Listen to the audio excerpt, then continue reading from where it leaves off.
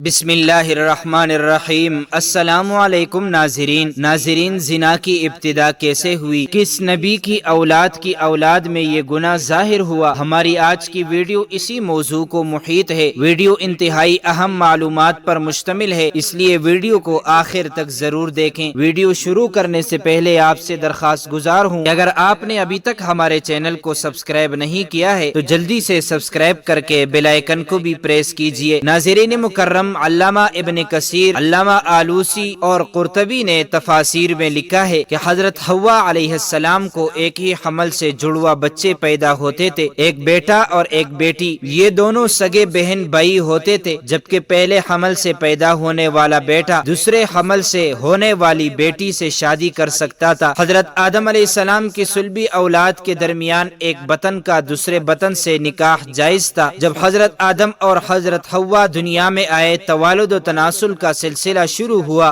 تو ہر ایک حمل سے ان کے دو بچے پیدا ہوتے، ایک لڑکا اور دوسری لڑکی۔ اس وقت جبکہ آدم علیہ السلام کی اولاد میں بجز بہن بھائیوں کے کوئی اور نہ تھا اور بہن بھائی کا آپس میں نکاح نہیں ہو سکتا، تو اللہ نے اس وقت کی ضرورت کے لحاظ سے شریعت آدم علیہ السلام میں یہ خصوصی حکم جاری فرمایا تھا کہ ایک حمل سے جو لڑکا اور لڑکی پیدا ہو وہ آپس میں حقیقی بہن بھائی سمجھے جائیں اور ان کے درمیان نکاح حرام ہوگا، لیکن دوسرے حمل سے پیدا ہونے والے لڑکے کے لیے پہلے حمل سے پیدا ہونے والی لڑکی کی حقیقی بہن کے حکم میں نہیں ہوگی، بلکہ ان کے درمیان رشتہ مناکحت جائز ہوگا۔ حضرت آدم علیہ السلام کی شریعت میں ضرورت توالد و تناسل کی وجہ سے یہ جائز تھا، اس کے علاوہ اور کوئی شکل نہ تھی۔ اس کو اللہ تعالیٰ نے اس وقت جائز فرما دیا تھا، چونکہ بعد میں اس کی ضرورت نہ رہی، اس لیے پھر حضرت آدم کے بعد آنے والے ہر شریعت میں اس کو منع کر دیا گیا کہ کوئی بہن بھائی آپس میں شادی نہیں کر سکتے۔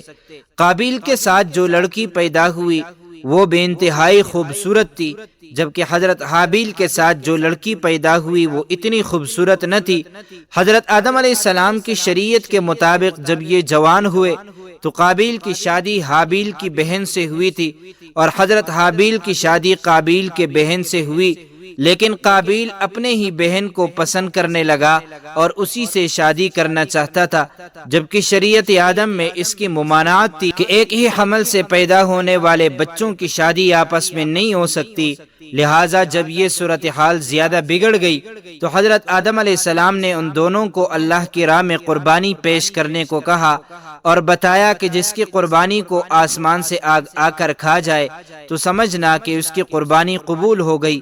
قابیل کی تیباڑی کا کام کرتا تھا، حضرت حابیل بکریاں چرایا کرتا تھا۔ حضرت حابیل نے اللہ تعالیٰ کے سامنے ایک بکری کا بچہ پیش کیا، قابیل نے ایک گٹرا لیا اور اس کو اللہ تعالیٰ کی بارگاہ میں قربانی کے لیے رکھ دیا تھا، چنانچہ حضرت حابیل کی قربانی قبول ہو گئی۔ ایک دن قابیل نے غصے میں آ کر حضرت حابیل کو پتھر مار کر قتل کر دیا۔ پھر شیطان قابیل کے پاس آیا، اس کو گھر سے بھاگنے کے لیے کہا۔ شیطان کہنے لگا اگر تم یہاں رہو گے تو تمہیں تمہارا باپ مار ڈالے گا۔ بس قتل کے ڈر سے قابیل اپنی سگی بہن کو لے کر یمن کے پہاڑوں میں جا بسا۔ اصل میں شیطان کو یہ ڈر تھا کہ کہیں قابیل توبہ کر کے حضرت آدم کا تابع دار بیٹا نہ بن جائے۔ پہاڑیوں میں جا کر نسل قابیل خوب بڑھنے لگی، وہاں اس کے کثیر اولاد ہوئی۔ قابیل اور اس کی اولاد نے سب سے پہلے آتش پرستی شروع کی اور پھر شیطان کے بہکاوے میں آ کر بت پرستی شروع کر دی۔ دنیا میں قتل و غارت، حسد، فساد، بت پرستی کی بنیاد قابیل نے ہی رکھی۔ حضرت عبداللہ ابن مسعود رضی اللہ عنہ سے روایت ہے کہ حضور نبی کریم صلی اللہ علیہ وسلم نے فرمایا دنیا میں جب بھی کوئی ظلم سے قتل ہوتا ہے تو اس کا ایک گناہ حضرت آدم علیہ السلام کے بیٹے قابیل کی گردن پر ضرور ہوتا ہے، اس لیے کہ یہ وہ شخص ہے جس نے ظالمانہ قتل کی ابتدا کی اور یہ ناپاک طریقہ جاری کیا۔ اس دن کے بعد حضرت آدم علیہ السلام مسلسل پریشان رہنے لگے۔ حضرت آدم علیہ السلام اللہ تعالیٰ کی بارگاہ میں دعا کیا کرتے تھے، یا اللہ مجھے نیک اولاد عطا فرما۔ اللہ تعالیٰ نے حضرت آدم علیہ السلام کی دعا کو قبول فرماتے ہوئے حضرت آدم علیہ السلام کو ایک لڑکا عطا فرمایا جس کا نام حضرت شیث علیہ السلام تھا۔ حضرت شیث علیہ السلام جوان ہوئے تو حضرت آدم علیہ السلام نے اپنا جانشین حضرت شیث علیہ السلام کو مقرر کر دیا۔ ان کو حکم دیتے ہوئے کہا کہ اپنے بھائی قابیل سے ہمیشہ دور رہنا۔ جب حضرت آدم علیہ السلام کا وصال ہوا تو اللہ تعالیٰ کی طرف سے بے شمار فرشتے زمین پر نازل ہوئے۔ انہوں نے حضرت شیث علیہ السلام کو اپنے باپ کو دفن کرنے کا طریقہ بتایا۔ اس کے بعد بی بی ہوا کا وصال ہو گیا۔ اس کے بعد زنا کی شروعات ہوئی۔ اس کے بعد ایک وادی میں قابیل اور اس کی اولاد رہنے لگی۔ شیطان ایک آدمی کی شکل میں ان کے پاس آیا۔ شیطان نے ان لوگوں کو عیش و عشرت میں لگا دیا۔ شیطان ان کو ایسے ایسے کپڑے اور گانے بجانے کے طریقے سکھا دیے کہ وہ کبھی بھی ان کو بھول نہ سکے۔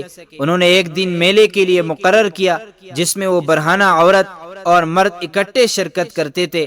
ان میلے میں طرح طرح کے گانے اور موسیقی کی آوازیں آتی تھی۔ اسی طرح جو شخص مومن تھے ان کو بھی یہ آوازیں سنائی دیتی تھیں۔ ایک دن ایک مومن کے دل میں خیال آیا کہ میں یہ سب کچھ قریب سے دیکھنا چاہتا ہوں۔ ایک دن وہ مومن اپنے ساتھیوں سے چوری وہاں سے نکل آیا اور قابیل کے لوگوں کے پاس گیا۔ اس نے دیکھا کہ قابیل کی اولاد بے حیائی اور فضول کاموں میں لگی ہوئی ہے۔ اس شخص نے وہاں جا کر دیکھا تو وہ عورت بہت ہی خوبصورت اور حسین تھی۔ اس حوالے سے روایت میں آتا ہے حضرت شیث اور ان کے ساتھی بھی بہت ہی حسین اور جمیل نوجوان تھے۔ ان کی نسبت ان کی عورتیں زیادہ پیاری نہ تھیں۔ قابیل کی اولاد میں لڑکیاں تو بہت ہی پیاری تھی لیکن ان کی نسبت مرد زیادہ حسین و جمیل نہ تھے۔ وہ شخص قابیل کی عورتوں سے بہت ہی متاثر ہوا۔ اس کے بعد وہ واپس گیا۔ اس نے مومنین کو بھی ان کی عورتوں کے بارے میں بتایا۔ ان میں سے جو کمزور ایمان والے تھے وہ قابیل کی اولاد کی طرف ہجرت کرنے لگ گئے۔ کافی حد تک مومن لوگ بھی قابیل کے فتنے میں داخل ہوتے گئے اور فضول کاموں میں شامل ہوتے جا رہے تھے۔ اس طرح وہ ایک دوسرے کی طرف مائل ہوتے تھے جہاں سے زنا جیسے کبیرہ گناہ نے جنم لیا۔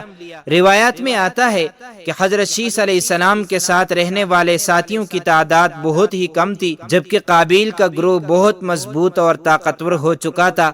وہ حضرت شیث اور ان کے ساتھیوں کو تنگ کرتے رہتے تھے، ان کو طرح طرح کی تکلیفیں دیا کرتے تھے۔ حضرت آدم نے وفات کے وقت حضرت شیث کو نصیحت کی تھی، اے میرے جانشین، میرے بعد تقوی اختیار کرنا اور اپنی نسل کو قابیل سے پاک رکھنا۔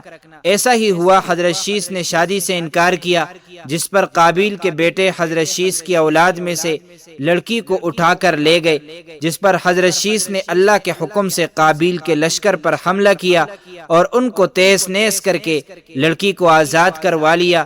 مسلمان، یہودیوں اور عیسائی اس بات پر متفق ہیں کہ اس وقت دنیا میں جتنے بھی لوگ موجود ہیں وہ نسل شیث علیہ السلام سے ہے، کیونکہ حابیل 20 سال کی عمر میں شہید کر دیے گئے، ان کا کوئی جانشین نہ تھا۔ قابیل اور اس کی اولاد شیطان کے پیروکار بنی جس کو طوفان نوح میں غرق کر دیا گیا تھا۔ اس لیے نسل انسان ہی صرف اور صرف حضرت آدم کی تیسرے بیٹے حضرت شیث علیہ السلام سے ہے۔ اگر دیکھا جائے تو زنا اس وقت ہی شروع ہو گیا تھا جب قابیل اپنی بہن کو لے کر وہاں سے بھاگ گیا تھا۔ اس نے اپنی بہن کے ساتھ ہی اپنی اولاد کو جنم دی۔